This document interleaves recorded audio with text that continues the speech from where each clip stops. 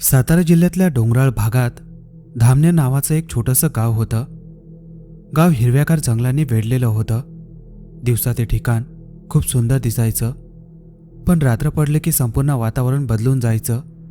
विशेषतः गावाजवळचं जुनं जंगल. त्या जंगलाच्यात एक जुना बंगला उभा होता, मोठा, काळवंडलेला, मोलकडीस आलेला. लोक त्याला देशमुखांचा बंगला म्हणायचे. गावातल्या मात्र लोकांच्या मते त्या बंगल्यात अनेक वर्षापूर्वी देशमुखांचं श्रीमंत कुटुंब राहत होतं. पण एका रात्री अचानक संपूर्ण कुटुंब गायब झालं. ना मृतदेह मिळाले, ना कोणता पुरावा. त्या दिवसानंतर त्या बंगल्यात विचित्र गोष्टी घडू लागल्या. रात्री तिथून किंचाळण्याचे आवाज यायचे. कधी एखादी बाई रडत असल्यासारखं वाटायचं, कधी वरच्या मजल्यावर कोणीतरी धावत असल्याचा आवाज यायचा. आणि काही लोक म्हणायचे, रात्री बंगल्याच्या खिडकीतून पिवळसर प्रकाश दिसतो. म्हणून सूर्य मावळल्यानंतर गावकरी त्या जंगलाच्या दिशेनेही फिरकत नसत. आदित्य, करण आणि विशाल पुण्यातले 3 मित्र. तिघांनाही हॉरर एक्सप्लोअर व्हिडिओ बनवायची आवड होती. त्यांचं एक छोटंसं यूट्यूब चॅनल होतं. वेगवेगळ्या भुताटकी जागांवर जाऊन रात्री शूट करणं हा त्यांचा छंद होता. एका दिवशी इंटरनेटवर शोध घेताना करणला देशमुखांचा बंगला याबद्दल माहिती मिळाली. भाऊ, हा कंटेंट जबरदस्त आहे, करण उत्साहात म्हणाला. विशाल थोडा घाबरला. आपण खूप दूर जाऊन रात्री तिथे थांबणार आहोत. आदित्य हसला. अरे, हे सगळं फक्त अफवा असतात. आपण शूट करू, व्हिडिओ अपलोड करू आणि परत येऊ. तिघांनी दुसऱ्याच दिवशी धामणेला जायचं ठरवलं. संध्याकाळी ते गावात पोहोचले. आकाशात काळे ढग जमले होते. हवेत विचित्र थंडी होती. गावात फारशी माणसं दिसत नव्हती. एक छोटंसं चहाचं दुकान उघडं होतं. ते तिथे थांबले. काका, देशमुखांचा बंगला कुठं आहे? आदित्यने विचारलं. चहा बनवणाऱ्या म्हाताऱ्या दुकानदाराचा हात थांबला. त्याच्या चेहऱ्यावर अचानक भीती दिसू लागली. तुम्ही तिथे जाणार आहात? अहो, आम्ही व्हिडिओ शूट करतो, करण हसत म्हणाला. दुकानदार काही क्षण शांत राहिला. मग हळू आवाजात म्हणाला, रात्री 12 नंतर वरच्या मजल्यावर जाऊ नका. विशालच्या अंगावर काटा आला. का? दुकानदाराने थरथरत्या आवाजात उत्तर दिलं. कारण तिथे अजूनही कोणीतरी चालतं. काहीतरी आहे तिथे. तेवढ्यात बाहेर जोरात वीज चमकली. क्षणभर संपूर्ण दुकान उजळलं आणि त्या प्रकाशात विशालला असं वाटलं, दुकानाच्या बाहेर रस्त्यावर एक बाई उभी आहे. पांढरी साडी, लांब केस आणि पूर्ण काळा चेहरा. तो घाबरून बाहेर पाहायला गेला, पण तिथे कोणीच नव्हतं. रात्रीचे 11:30 झाले होते. तिघे जंगलाच्या दिशेने निघाले. त्यांच्या हातात कॅमेरे आणि टॉर्च होती. जंगलात पूर्ण शांतता होती. फक्त वाऱ्यामुळे झाडं हलत होती. काही अंतर चालल्यानंतर त्यांना समोर बंगला दिसला. मोठा, अंधारात उभा, तुटलेल्या खिडक्या, भिंतीवर काळे डाग, लोखंडी गेट अर्धवट उघडं. तेवढ्यात वरच्या मजल्याच्या खिडकीत अचानक पिवळसर प्रकाश लागला. तिघे जागेवरच थांबले.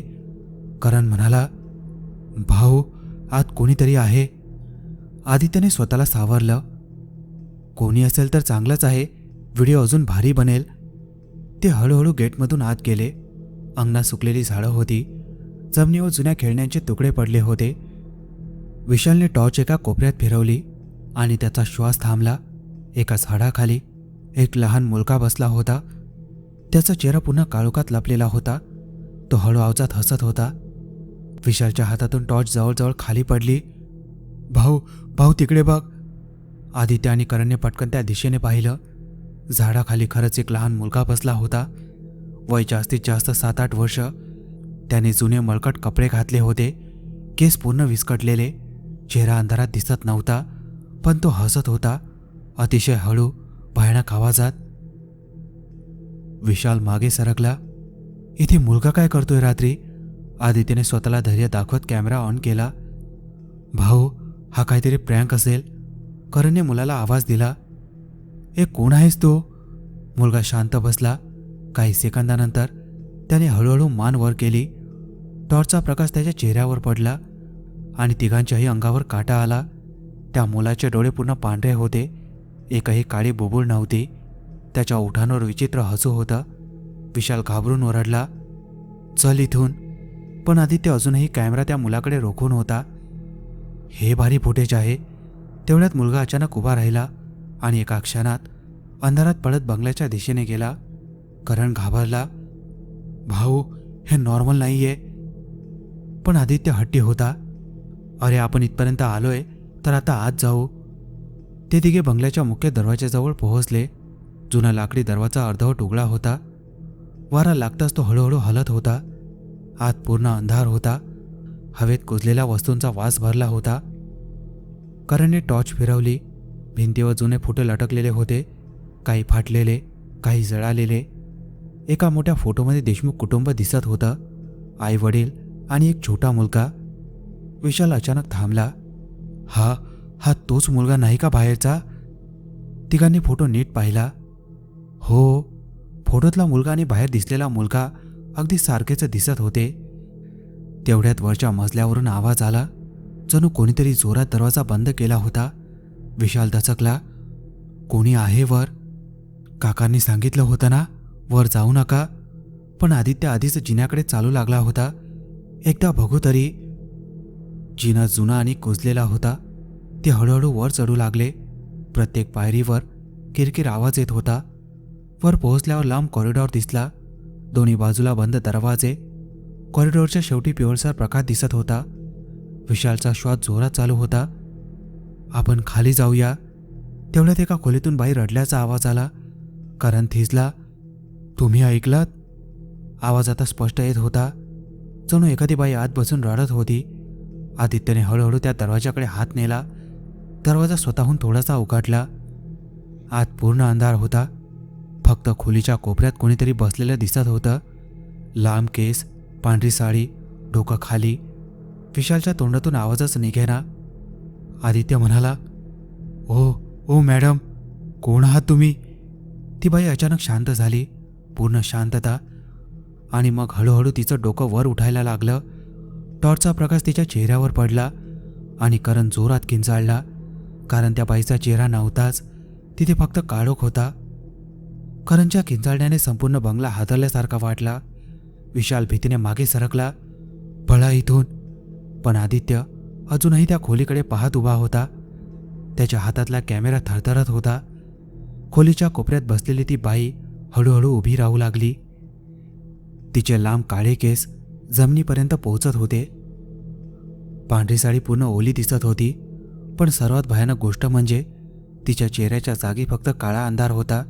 ना डोळे, ना नाक, ना तोंड. जणू कोणीतरी तिचा चेहराच पुसून टाकला होता. अचानक खोलीतील तापमान कमी झालं. तिघाच्या तोंडातून धूर बाहेर येऊ लागला. तेवढ्यात ती बाई हळूहळू त्यांच्या दिशेने येऊ लागली. तिच्या पावलांचा आवाज संपूर्ण कॉरिडॉरमध्ये घुमत होता.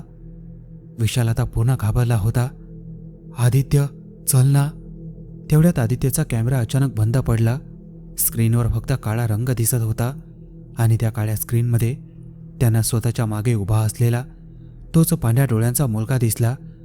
करणने मागे वळून पाहिलं, पण तिथे कोणीच नव्हतं. पुन्हा स्क्रीनकडे पाहिलं. मुलगा अजूनही तिथेच उभा होता, हसत. करणने घाबरून कॅमेरा खाली फेकला. तेवढ्यात वरच्या मजल्यावरील सर्व दरवाजे एकाच वेळी जोरात आपटले. कॉरिडॉरमध्ये वेड्यासारखे आवाज घुमू लागले. भिंतीवर लटकलेले जुने फोटो हलू लागले. एका फोटोची काच फुटली. विशाल रडायला लागला. आपण इथून बाहेर जाऊया प्लीज. आदित्यलाही आता परिस्थिती गंभीर वाटू लागली. ठीक आहे, खाली जाऊ. तिघे मागे फिरले.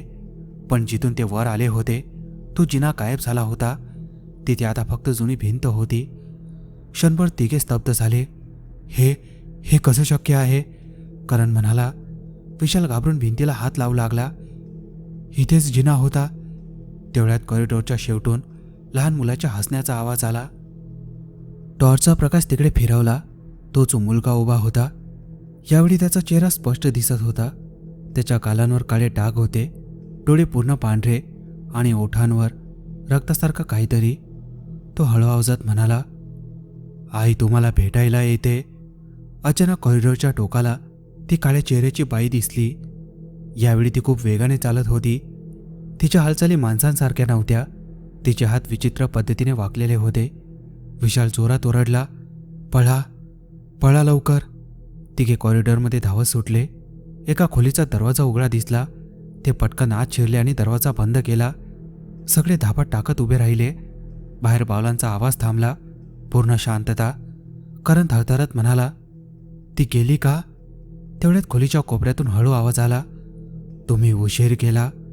तिघांनी टॉर्चच्या दिशेने फिरवली आणि त्यांच्या अंगावर काटा आला. एका खुर्चीवर एक म्हातारा बसला होता. त्याचे हात दोरीने बांधलेले होते, डोळे खोल गेलेले आणि शरीर अर्धवट कुजलेलं.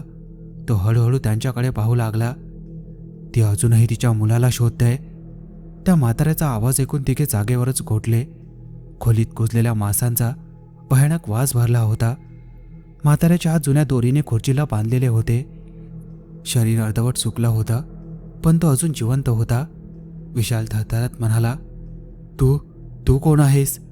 म्हाताऱ्याने हळूहळू मान वर केली. त्याच्या डोळ्यांखाली काळी वर्तुळे होती. मी गणपत, या बंगल्याचा रखवालदार. करण चकित झाला. पण हा बंगला तर 25 वर्षापासून बंद आहे ना? गणपतच्या चेहऱ्यावर भीती दिसू लागली. हो, पण ती मला जाऊ देत नाही. तेवढ्यात बाहेर पुन्हा पावलांचा आवाज सुरू झाला. जणू ती बाई खोलीच्या बाहेर फिरत होती. विशाल रडवेल्या आवाजात म्हणाला, काय चाललंय इथे? गणपतने थरथरत बोलायला सुरुवात केली. 25 वर्षापूर्वी देशमुखांचं कुटुंब इथे राहत होतं. शरद देशमुख खूप श्रीमंत माणूस, त्यांची बायको सुमित्रा आणि त्यांचा छोटा मुलगा अथर्व. सगळं व्यवस्थित चाललं होतं. पण एका रात्री अथर्व अचानक गायब झाला. आदित्य लक्ष देऊन ऐकत होता. म्हणजे पूर्ण बंगला शोधला, जंगल शोधलं, पण मुलगा सापडला नाही. गणपतचा आवाज थरथरला. सुमित्रा वेडी झाली होती. दिवस रात्र ती मुलाला शोधत फिरायची. मग एका रात्री शरद देशमुखने स्वतःला वरच्या खोलीत बंद केलं आणि दुसऱ्या दिवशी त्याचा मृतदेह पंख्याला लटकलेला सापडला. विशालच्या अंगावर काटा आला आणि सुमित्रा. गणपतच्या डोळ्यात भीती उतरली. ती नाहीशी झाली. तेवढ्यात बाहेरून स्त्रीच्या रडण्याचा आवाज आला. करण घाबरून दरवाजाकडे पाहू लागला. आवाज अगदी जवळून येत होता. गणपत म्हणाला, ती अजूनही तिच्या मुलाला शोधते. अचानक दरवाजावर जोरात धक्का बसला. विशाल किंचाळला. अजून दुसरा धक्का बसला. दरवाजाला तडे जाऊ लागले. आदित्य ओरडला, इथून बाहेर पडायचा दुसरा रस्ता आहे का?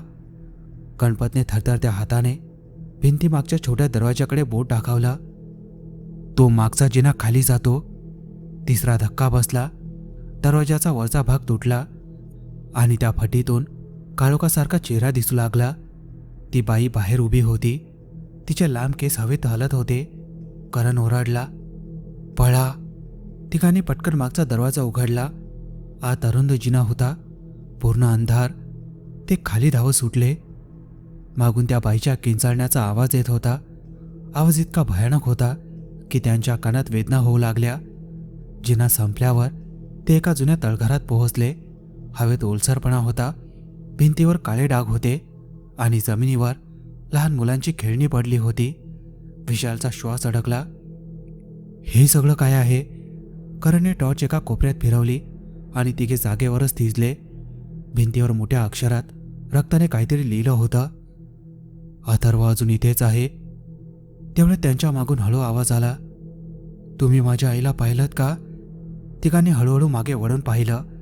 तोच पाण्या डोळ्यांचा मुलगा त्यांच्या अगदी मागे उभा होता. तो मुलगा अगदी त्यांच्या समोर उभा होता. त्याचे पांढरे डोळे अंधारात चमकत होते. चेहऱ्यावर विचित्र हसू आणि ओठांभोवती काळसर रक्त. विशाल भीतीने मागे सरकला. देवा. मुलगा शांत आवाजात पुन्हा म्हणाला, तुम्ही माझ्या आईला पाहिलंत का? त्याचा आवाज सामान्य मुलासारखा नव्हता. जणू अनेक लोक एकाच वेळी बोलत होते. आदित्यने धैर्य करून विचारलं, तू अथर्व आहेस ना? मुलगा हळूहळू हसू लागला आणि अचानक त्याचा चेहरा बदलू लागला. त्वचा काळी पडू लागली. डोळ्यातून काळं पाणी वाहू लागलं. विशाल जोरात ओरडला, पळा. तिघे तळघरातून धावत सुटले. मागून मुलाच्या हसण्याचा आवाज घुमत होता. तळघराच्या शेवटी एक लोखंडी दरवाजा दिसला. करणने जोरात दरवाजा ढकलला. ते एका मोठ्या खोलीत आले. ती खोली इतर सगळ्या खोल्यांपेक्षा वेगळी होती. भिंतीवर जुन्या फोटोचा ढीग होता. जमिनीवर मेणबत्त्या वितळलेल्या होत्या आणि खोलीच्या मध्यभागी एक छोटासा पलंग होता. त्या पलंगावर धुळीने झाकलेला लहान मुलाचा सांगाळा पडला होता. विशालच्या अंगावर काटा आला. हा अथर्व.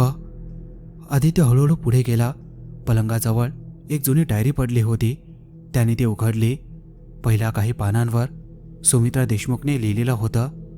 अथर्व पुन्हा आज रात्री गायब झाला. तो म्हणतो त्याला जंगलात कोणीतरी बोलावतं. शरदला काहीतरी लपवायचं आहे.